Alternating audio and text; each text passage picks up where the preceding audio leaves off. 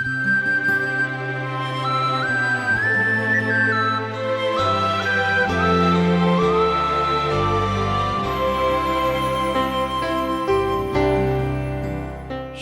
సోదరులారా, కొంచెం ఆలోచించండి.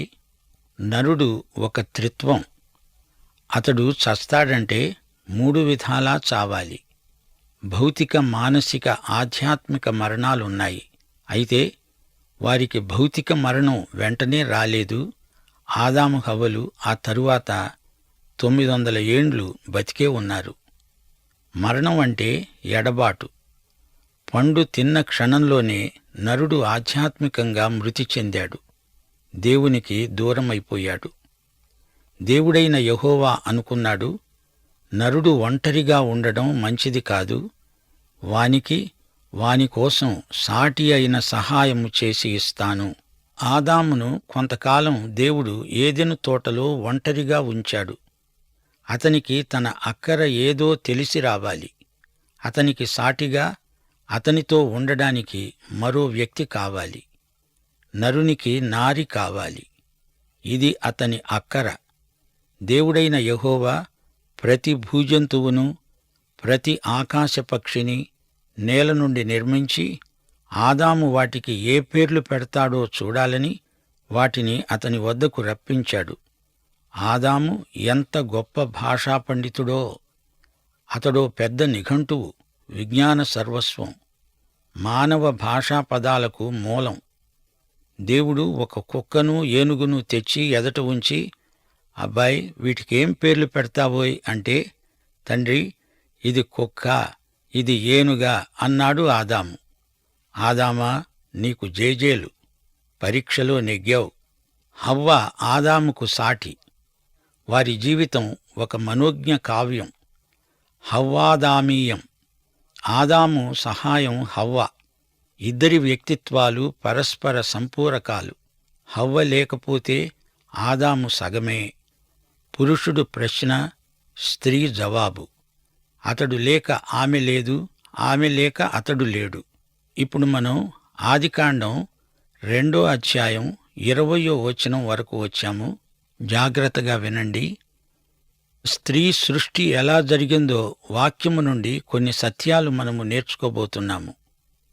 దేవుడైన యెహోవా ఆదామునకు గాఢ నిద్ర కలుగజేసి, అతడు నిద్రించినప్పుడు అతని ప్రక్కటెముకలలో ఒకటి తీసి ఆ చోటును మాంసముతో పూడ్చివేశాడు. తరువాత దేవుడైన యెహోవా తాను ఆదాము నుండి తీసిన ప్రక్కటెముకను స్త్రీనిగా నిర్మించి ఆమెను ఆదాము నొద్దకు తీసుకొని వచ్చాడు. ఆదాము నుండి స్త్రీ తీయబడింది. స్త్రీ ఆదాము ప్రక్కటెముక గనుక ఆదాము ప్రక్కనే ఉంది. ఇద్దరి సమానత, సమత ఇందులో కానవస్తాయి. ఇద్దరిలో హెచ్చుతగ్గులేమీ లేవు. ఆదాము తలలో నుండి హవ్వ రాలేదు. ఆదాము మానసికంగా ఆమె కంటే గొప్పవాడేమీ కాడు. స్త్రీ అతని పాదములో నుండి తీయబడలేదు. ఆమెను అతడు అణగద్రొక్కటానికి వీల్లేదు. ప్రక్కలో నుండి ఆమెను తీశాడు గనుక ఆమెకు అతనితో సమాన ప్రతిపత్తి ఉంది. ఇద్దరి మధ్య మమత, సమత ప్రవర్తిల్లాలని దేవుని చిత్తం. హవ్వ ఆదాముకు అర్ధాంగి. దేవుడు అంటున్నాడు, స్త్రీలారా, మీ భర్తలకు లోబడి ఉండండి అంటే ఏమిటి? మీరు మీ భర్తలకు బాధ్యురాండ్రు. అతని ప్రేమ వైఖరికి ఈమె ప్రతిస్పందన. పురుషునిలో 2వ సగం భార్య. ఆమె లేకుండా అతడు సగం మనిషి. నా సోదరీ సోదరులారా, నా మాట నమ్మండి. హవ్వ అతిలోక సుందరి. అసలు స్త్రీలో ఏమైనా మార్దవం, అందం ఉందంటే అదంతా హవ్వ తల్లి నుండి సంక్రమించిన లక్షణమే. హవ్వ రూపం, గుణం అందమైనవి. ఆమెలో ఎన్నెన్నో అందాలున్నాయి. ఆమె బాహిర సౌందర్యం, అంతఃసౌందర్యం ఒకదానితో ఒకటి పోటీ పడుతున్నాయి. ఆమె అందాల దీవి, సుగుణాల రాశి. ఆదికాండం 2వ అధ్యాయం 23వ వచనం. అప్పుడు ఆదాము అన్నాడు, నా ఎముకలలో ఒక ఎముక, నా మాంసములో మాంసము. ఈమె నరునిలో నుండి తీయబడినది గనుక నారి అనబడుతుంది. హీబ్రూ భాషలో ఇష్ అంటే పురుషుడు, ఇషా అంటే స్త్రీ. ఈమె అతని అర్ధాంగి. అతడు ప్రశ్న, ఆమె జవాబు. పురుషుడు నాయకుడు, స్త్రీ నాయిక. దేవుడు అతణ్ణి ముందు సృజించాడు.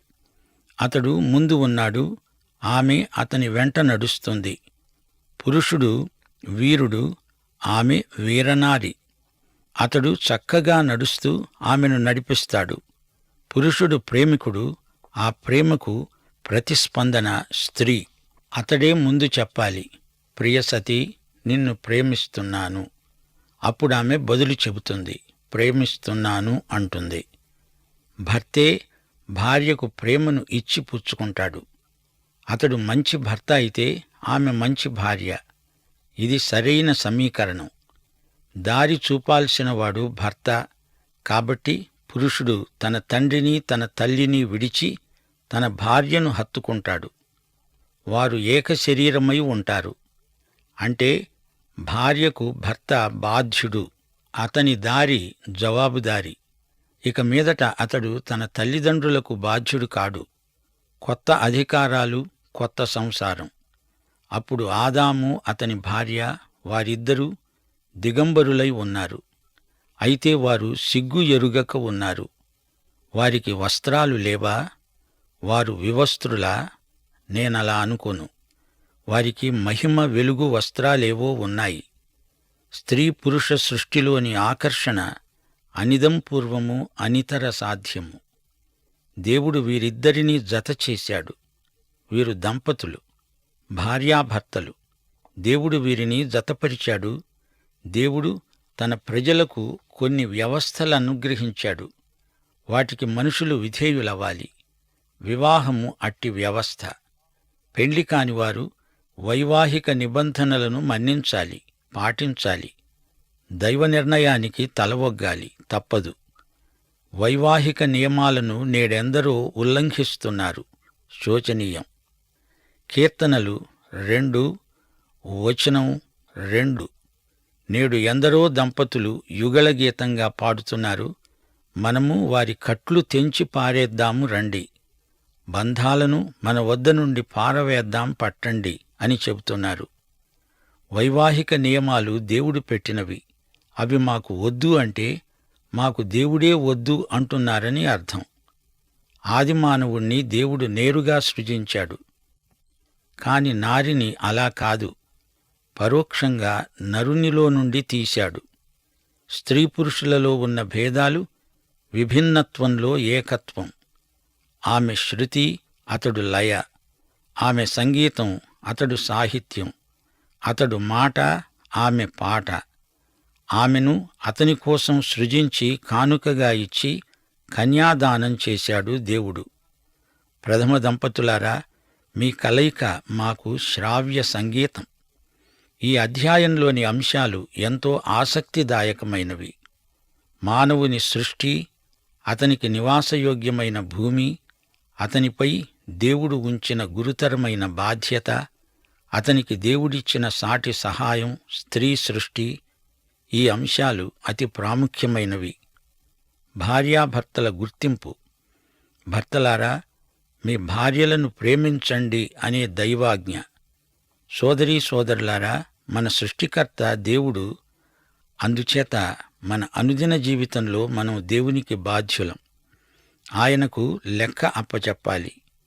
ఈ అధ్యాయంలో మనం దేవునికి మానవునికి మధ్య ఉండవలసిన పరస్పర సంబంధాన్ని చూచాము. మానవుడు తన సృష్టికర్తను ఆరాధించాలి, దేవునికి సేవ చెయ్యాలి, దేవుని పట్ల ప్రభుభక్తిని చూపాలి. మానవుడు తనకు దేవుడిచ్చిన అధికారాన్ని దుర్వినియోగం చేయకూడదు. సామాజిక జీవితమందు ప్రభువును సర్వదా మహిమపరచాలి. ఇదే ఈ అధ్యాయమంతటిలో సందేశం. సరే, ఇప్పుడు 3వ అధ్యాయానికి వస్తున్నాము. ఈ అధ్యాయంలో సర్పం కనిపిస్తాడు.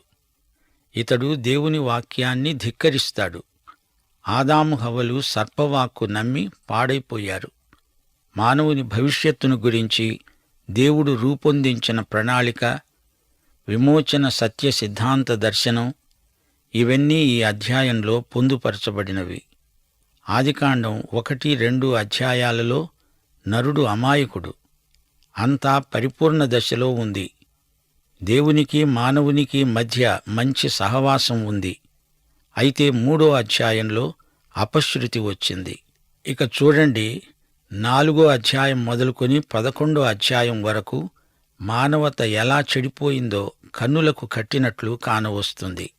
అసూయ, కోపం, హత్య, అబద్ధం, దుర్మార్గం, అవినీతి, తిరుగుబాటు, తీర్పు అడుగడుగునా కానవస్తాయి. ఈ దుర్గుణాలన్నీ ఎక్కడి నుండి వచ్చాయంటారు? వీటికి ఉత్పత్తి స్థానమేది? ఈ పాపానికి అంకురం ఎక్కడ మొదలైంది? దీనికి జవాబు ఆదికాండం 3వ అధ్యాయంలో మీకు లభిస్తుంది. ఈ 3వ అధ్యాయం మానవ చరిత్రలోని నాటకీయమైన దుష్పరిణామానికి ఆరంభం. ఇదే ఉత్పత్తి. 6000 సంవత్సరాల క్రిందట జరిగిన సంఘటనల వల్ల వచ్చిన విపరిణామమే నేటి లోక పరిస్థితి. సైతాను మానవతకు దేవునికి బద్ధశత్రువు. దేవుని కృప నుండి సైతాను కబంధహస్తాలలో పడిపోయాడు మనిషి.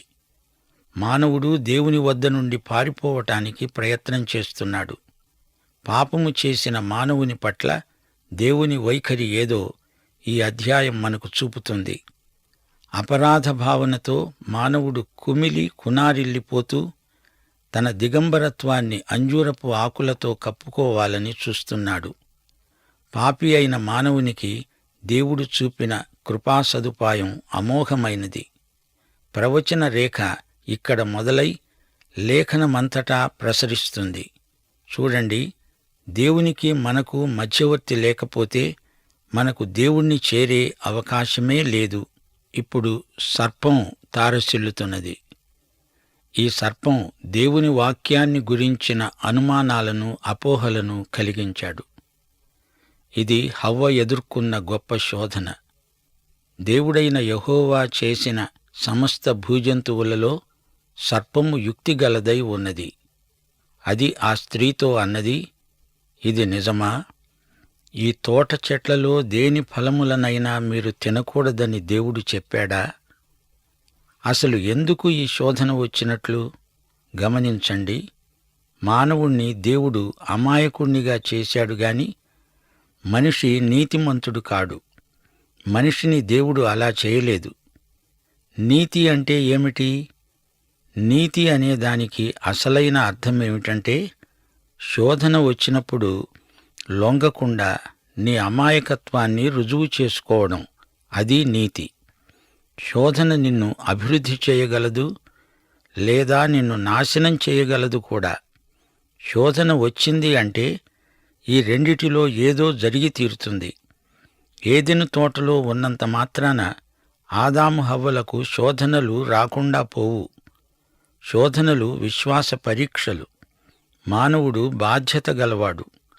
అతడు తన దేవుణ్ణి మహిమపరచాలి, దేవునికి విధేయత చూపాలి, దేవుణ్ణి సేవించాలి, దేవుని ప్రభుత్వానికి లోబడి జీవించాలి. మానవుని సృష్టికర్త దేవుడు. మానవుడు తనను తాను సృజించుకోలేడు. దేవుడు నిష్కర్షగా చెప్పాడు, నీవు ఆ పండు తినే రోజున చస్తావు. తోటలో ఇదొక్కటే గాదు, ఇంకా అనేక వృక్షాలున్నాయి. ఏ చెట్టు పండైనా తినగలడు. ఈ చెట్టు ఒక్కటే ఉంటే అది శోధన ఎలా అవుతుంది? ఈ వచనంలో మనకు సర్పం తారసిల్లుతున్నది. ఈ సర్పం ఎక్కడి నుంచి వచ్చింది? అసలు ఈ సర్పం ఏదెను తోటలోకి ఎలా జొరబడింది? ఏమో, అది ఏదెను తోటలో మటుకు ఉంది, మనకు అక్కడే కనపడుతుంది. సైతాను సర్పాన్ని వాడుకున్నాడు. 2 కొరింథీ 11వ అధ్యాయం 14వ వచనంలో పౌలు ఇదే హెచ్చరిక చేస్తున్నాడు. ఇది ఆశ్చర్యము కాదు. సైతాను తానే వెలుగుదూత వేషము ధరించుకుంటున్నాడు. సైతానుని గురించి ప్రకటన గ్రంథంలో ఎక్కువగా చెప్పబడింది. ప్రకటన 12వ అధ్యాయం 9వ వచనం, సర్వలోకమును మోసపుచ్చుతూ అపవాది అని, సైతాను అని పేరుగల ఆది సర్పమైన ఆ మహాఘట సర్పము పడద్రోయబడింది. దాని దూతలు దానితో కూడా పడద్రోయబడ్డారు. ప్రకటన గ్రంథం 20వ అధ్యాయం 2వ వచనంలో కూడా ఈ సైతాను పేర్కొనబడ్డాడు. అతడు ఆది సర్పమును అనగా అపవాది సైతాను అనే ఆ ఘట సర్పమును పట్టుకొని 1000 సంవత్సరాలు వానిని బంధించి అగాధములో పడవేశాడు. ఈ సర్పం మామూలు పాము కాదు, దీనికి విపరీతమైన దుష్టశక్తి ఉంది. ఈ ఘటసర్పం పుట్టుపూర్వోత్తరాలు యెషయా గ్రంథం 14వ అధ్యాయం, యెహెజ్కేలు 28వ అధ్యాయాలలో తేటగా చెప్పబడి ఉన్నాయి. ఆదికాండం 3వ అధ్యాయం 2-3 వచనాలు. ఆ స్త్రీ సర్పముతో అన్నది, ఈ తోట చెట్ల ఫలములను మేము తినవచ్చును. అయితే తోట మధ్య ఉన్న చెట్టు ఫలములను గూర్చి దేవుడు మీరు చావకుండునట్లు వాటిని తినకూడదని, వాటిని ముట్టకూడదని చెప్పాడు. ఈ సర్పం అసలెందుకు స్త్రీ దగ్గరికి వచ్చింది? పురుషుని దగ్గరికి ఎందుకు వెళ్ళలేదు? దేవుడు ఆదామును సృజించినప్పుడే చెప్పాడు, ఈ ఒక్క చెట్టు ఫలాలు తప్ప ఈ తోటలో ఏ చెట్టు పండ్లైనా తినవచ్చు. ఈ సమాచారం హవ్వ ఆదాము ద్వారా మాత్రమే విన్నది. అందుచేత సర్పం హవ్వ దగ్గరికే వెళ్లడం జరిగింది. స్త్రీ మనస్సు స్వతహాగా మెత్తనిది, సున్నితమైనది. కొత్తది ఏదో తెలుసుకుందామనే ఆసక్తి స్త్రీకి సహజంగా ఉంటుంది. ఈ రోజున కూడా తప్పుడు సిద్ధాంతాలను సులభంగా నమ్మేది మొట్టమొదట స్త్రీలే. అట్టి సిద్ధాంతాల విమత శాఖల్లో నాయకురాండ్లు స్త్రీలే. సైతాను ఉపాయశాలి. అతడు అడిగిన ప్రశ్న హవ్వ మనస్సులో దేవుని వాక్కు మీద అనుమానం పుట్టించింది. ఇది నిజమా? దేవుడు చెప్పాడా? ఆమె అన్నది, ఏ పండ్లైనా తినవచ్చు గాని ఈ ఫలాని చెట్టు పండ్లు తినకూడదు, దానిని ముట్టకూడదు. ఈమె దేవుడు చెప్పని మాట ఒకటి చేర్చింది. దానిని ముట్టకూడదు అని దేవుడు చెప్పలేదు. సందేశం ముగిస్తాను. సోదరుడా, సోదరి, జాగ్రత్త. దేవుని వాక్యమును గురించి సైతాను చెప్పే అబద్ధాలు వినవద్దు, నమ్మవద్దు. ప్రార్థన చేసుకుందాం. కృపామయ దేవా, ఈ రోజున నీవు మాకు నీ పరిశుద్ధాత్మ ద్వారా నేర్పిన ఈ గొప్ప పాఠము కోసమై నీకు కృతజ్ఞులం. సైతానీయమైన దుష్టశక్తులు మమ్ములను ఆవరించి ఉన్నాయి. నీ వాక్యం మీద అనుమానాలు పుట్టించడానికి సైతాను కల్లబొల్లి మాటలు మాకు చెబుతాడు. వాటిని మేము వినము, అపవాదిని ఎదిరిస్తాము, నీకు లోబడి ఉంటాము. మాకు సహాయము దయచేయమని యేసు నామమున ప్రార్థన చేస్తున్నాము తండ్రి. ఆమేన్.